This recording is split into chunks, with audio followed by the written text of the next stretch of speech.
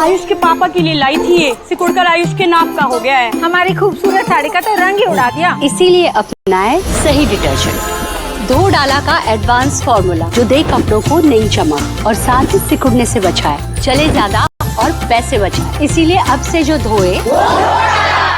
Sunday को Asia cup में India और पाकिस्तान का फाइनल फिक्स हो गया है, लेकिन इस फाइनल से पहले ही बहुत बवाल मचा पड़ा है। खिलाड़ियों पर एक्शन हो रहे हैं। पाकिस्तान ऐसी ऐसी हरकतें कर रहा है जिससे लग रहा है कि फाइनल मैच में बड़ा तमाशा कर सकता है पाकिस्तान। कुछ ऐसा हो सकता है जिसके बारे में किसी ने सोचा भी ना होगा। इंडिया पाकिस्तान के 2 मैच एशिया कप में हो चुके हैं। पहले मैच में जो विवाद हुआ उसकी गूंज अभी तक चल रही है। एक दूसरे के खिलाफ टीम्स कंप्लेन कर रही हैं। हैंडशेक वाला विवाद हुआ, इसमें पाकिस्तान की तगड़ी बेइज्जती भी, लेकिन बेइज्जती पाकिस्तान पैसे के लिए सह भी गया। लेकिन अब जब एशिया कप में इंडिया पाकिस्तान के बीच फाइनल होने जा रहा है तो पाकिस्तान ने नया तमाशा शुरू कर दिया है, क्योंकि उसके खिलाड़ी आतंकियों वाली हरकतें छोड़ तो नहीं रहे हैं। पहले इन्होंने आतंकियों की तरफ बैट को बंदूक बनाकर चलाया था, गन सेलिब्रेशन किया था, फिर प्लेन गिराने वाले इशारे कर रहे थे। इसको लेकर अब आईसीसी ने क्या फैसला सुनाया है, आगे ऐसा तमाशा नहीं होगा इसकी क्या गारंटी है बॉस। आईसीसी ने भारतीय कप्तान सूर्य कुमार यादव को किस बात के लिए गलत ठहरा दिया है और मैच फीस का 30% जुर्माना लगा दिया है, जिसको लेकर आईसीसी पर क्या सवाल उठ रहे हैं वो भी आज आपको बताऊंगा। संडे को फाइनल से पहले आतंकी पाकिस्तान ने कौन सा नया एंटी इंडिया प्लान तैयार किया है, इसके बारे में भी बात होगी। और सवाल भी उठेगा कि अगर संडे को पाकिस्तान कुछ अनाप शनाप करता है तो उसकी जिम्मेदारी किसकी होगी। कल जब पाकिस्तान ने एशिया कप में बांग्लादेश को हराया तब यह पक्का हो गया कि संडे को एशिया कप का जो फाइनल होगा उसमें भारत और पाकिस्तान की भिड़ंत होगी। पाकिस्तान की टीम 2 बार इसी एशिया कप में भारत से हार चुकी है, और हार भी क्या, भारत ने पाकिस्तान की टीम को धो डाला। लेकिन संडे को जो फाइनल होने जा रहा है, क्या उसमें पाकिस्तान किसी बड़े तमाशे की प्लानिंग कर रहा है क्या? क्योंकि आप देखें कि कल बांग्लादेश को हराकर पाकिस्तानी टीम जैसे ही फाइनल में पहुंची, वैसे ही दुबई के क्रिकेट मैदान पर एक पाकिस्तानी फैन हारिस रऊफ का हाथ पकड़कर कहने लगा कि भारत से बदला लेना है, भारत को छोड़ना नहीं है, और वो हंस रहा था हारिस रऊफ।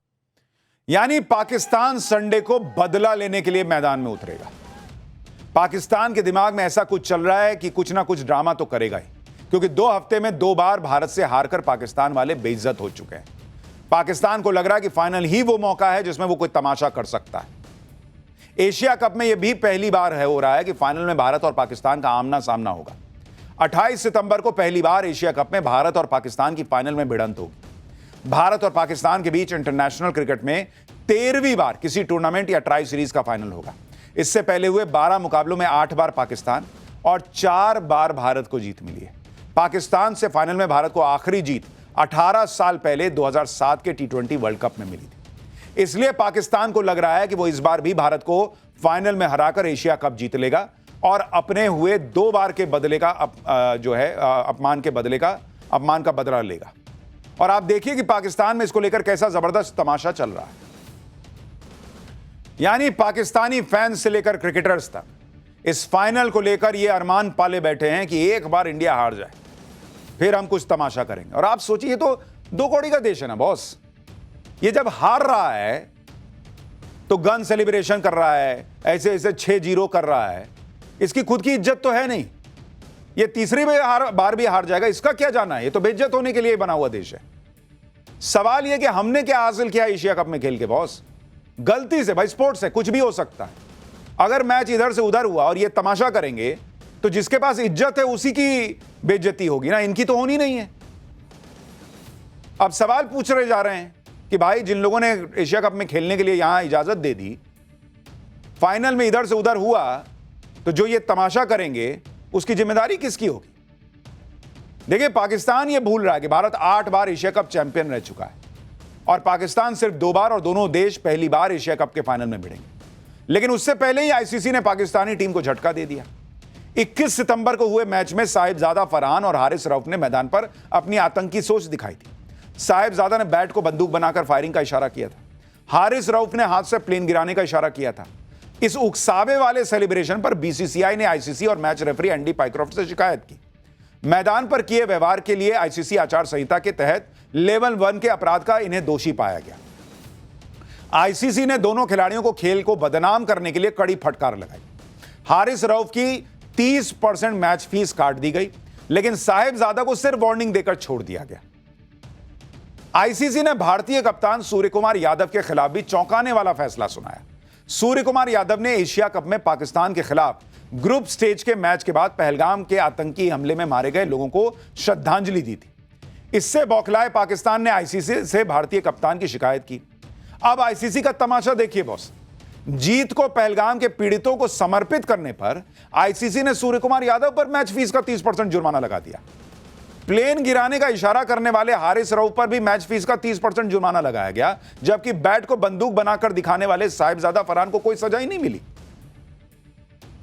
सूर्य कुमार यादव जीत को डेडिकेट कर रहे हैं पीड़ितों को, तो आईसीसी कह रहा है कि तुम गलत किए हो, तुम पे 30% का फाइन लगेगा। और जो वो तमाशा कर रहा है आतंकी जैसा, उस पर भी 30% का फाइन। मतलब सूर्य कुमार यादव और ये दोनों बराबर हो गए आईसीसी की नजर में। ये क्या हिसाब हुआ बॉस? अब आईसीसी के फैसले पर सवाल उठ रहे हैं, क्योंकि मैदान पर बैट को बंदूक बनाकर गोली चलाने का इशारा करने वाला साहिबजादा मैच के बाद बड़ी ऐंठ में कह रहा था कि उसने जो करना था कर दिया, जिसे जो सोचना है सोचे। फिर भी आईसीसी वार्निंग देकर छोड़ दे रहा है। सजा से बचने के लिए साहिबजादा ने क्या किया, आपको यह भी बताता हूं। आईसीसी के सामने सुनवाई में साहिबजादा फरहान ने कहा कि उसने जो भी किया वो राजनीति से प्रेरित नहीं था। पहलगाम अटैक से उसका कोई संबंध नहीं था। साहिबजादा ने कहा कि मैं खैबर पख्तूनख्वा का रहने वाला हूं, वहां पर इस तरह का सेलिब्रेशन होता है, इसलिए मैंने ऐसा किया। उसने कहा कि यह उसका निजी जश्न था जो पठान संस्कृति का हिस्सा है।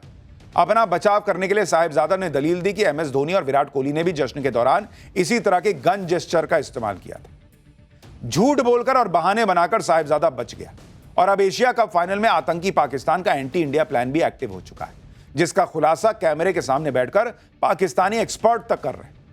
ऐसी ऐसी धमकियां दे रहे हैं जैसे पाकिस्तान में बैठे आतंकवादी भारत को देते हैं। पाठशाला में अब अगली क्लास। 1965, 1971 के युद्ध, करगिल से लेकर बालाकोट तक हर बार पाकिस्तान की धज्जियां उड़ा देने वाले मिग-21 का रिटायरमेंट क्यों हुआ है? मिग-21 फाइटर जेट्स की विदाई पर उसके गौरवशाली इतिहास का वो चैप्टर जो आपको जरूर देखना चाहिए। आज का दिन भारतीय वायुसेना के लिए ऐतिहासिक दिन बन गया है। करीब 62 साल तक दुश्मनों के लिए खौफ का दूसरा नाम बन चुका मिग-21 फाइटर जेट आज रिटायर हो गया। यह भारतीय वायुसेना को वो घातक फाइटर जेट है जिसने दशकों तक देश की सुरक्षा का भार अपने विंग्स पर उठाए रखा। यह मिग-21 फाइटर जेट है जिसने 1965 के युद्ध में पाकिस्तान के आसमान में उड़ान भरी और पाकिस्तान को भारी नुकसान पहुंचाया। जिसने 1971 के युद्ध में पाकिस्तान की हार की स्क्रिप्ट लिखी। वो 14 दिसंबर 1971 को ढाका में गवर्नर के घर पर मिग-21 का ही सटीक हमला था, जिससे डरकर 16 दिसंबर को पाकिस्तान ने सरेंडर कर दिया था। 1999 की करगिल जंग में दुर्गम पहाड़ियों पर बैठे दुश्मन के ठिकानों को तबाह मिग-21 ने ही किया और पाकिस्तान को घुटने पर ला दिया था। 2019 में बालाकोट एयर स्ट्राइक में पाकिस्तान के चीथड़े उड़ा दिए गए थे और अपने सटीक निशाने से पाकिस्तान को अमेरिका से मिले F-16 फाइटर जेट को इसी मिग-21 ने मार गिराया था। आज भारत के इस गगनवीर को आखिरी विदाई दी गई। जिस चंडीगढ़ एयरबेस में मिग-21 की पहली स्क्वाड्रन बनी, उसी चंडीगढ़ एयरबेस में मिग-21 को फेयरवेल दिया गया। आज पाठशाला में भारतीय वायुसेना के योद्धा मिग-21 की विदाई की एक एक तस्वीर आपको दिखाऊंगा और मिग-21 का गौरवशाली इतिहास भी बताऊंगा। साथ ही उस स्वदेशी योद्धा की बात होगी जो मिग-21 की कमी महसूस नहीं होने देगा। पाकिस्तान के खिलाफ 1965 की जंग के बाद भारत की हर जंग में खुद को गेम चेंजर साबित करने वाले मिग-21 को आज भारतीय वायुसेना के जाबाज योद्धा की तरफ विदाई दी गई। रक्षा मंत्री राजनाथ सिंह और तीनों सेनाओं के प्रमुख इस ऐतिहासिक पल का गवाह बने। चंडीगढ़ एयरबेस पर हुए भव्य विदाई समारोह में पैंथर्स नाम से जानी जाने वाली मिग-21 की 23वीं स्क्वाड्रन के मिग-21 फाइटर जेट्स ने आखिरी बार उड़ान भरी। ये देखिए आखिरी उड़ान की तस्वीर। एक साथ 2 मिग-21 फाइटर जेट्स ने टेक ऑफ किया। आखिरी उड़ान के बाद जब मिग-21 ने लैंडिंग की तो भारतीय वायुसेना में 6 दशकों के योगदान को सम्मानित करने के लिए उन्हें वाटर कैनन सैल्यूट दिया गया। देखिए दोनों तरफ से पानी जा रहा है, जैसे नहीं वो सैल्यूट देते हैं उस तरह से। पानी की बौछार के साथ ही करीब 62 सालों तक अपनी गर्जना से दुश्मन के छक्के छुड़ाने वाला मिग-21 हमेशा के लिए शांत हो गया। पिछले कुछ सालों में कुछ लोगों ने मिग-21 पर सवाल उठाने की कोशिश की। मिग-21 के क्रैश का हवाला देते हुए इसे फ्लाइंग कॉफिन तक कहा गया। लेकिन आज air chief marshal AP Singh ने खुद मिग-21 से सोलो उड़ान भरकर मिग-21 पर सवाल उठाने वालों की बोलती बंद कर दी। मिग-21 भारत की वायुसेना को मिलने वाला पहला सुपरसोनिक यानी आवाज की रफ्तार से भी तेज उड़ने वाला फाइटर जेट था। पहला मिग-21 अप्रैल 1963 को चंडीगढ़ में उतरा और चंडीगढ़ में ही मिग-21 का पहला स्क्वाड्रन बना। इसलिए चंडीगढ़ में भी भारत के इसी योद्धा को विदाई दी गई। 1960 के दशक की शुरुआत में जब भारत ने मिग 21 खरीदने का फैसला किया तो भारत से तत्कालीन विंग कमांडर दिलबाग सिंह की अगुवाई में 8 पायलट्स को ट्रेनिंग के लिए रूस भेजा गया था। देखिए, साल 1962 में मिग 21 को उड़ाने की ट्रेनिंग के लिए भारत के 8 पायलट रूस पहुंचे, लेकिन मेडिकल वजहों से इनमें से एक पायलट को वापस लौटना पड़ा। इस तरह भारत के 7 पायलट्स को रूस में पहली बार मिग 21 उड़ाने का मौका मिला। इनमें विंग कमांडर दिलबाग सिंह के अलावा squadron leader MSD woollen, squadron leader SK Mehra, flight lieutenant AK Mukherjee, HS Gill, AK Sen और BD जयाल शामिल थे।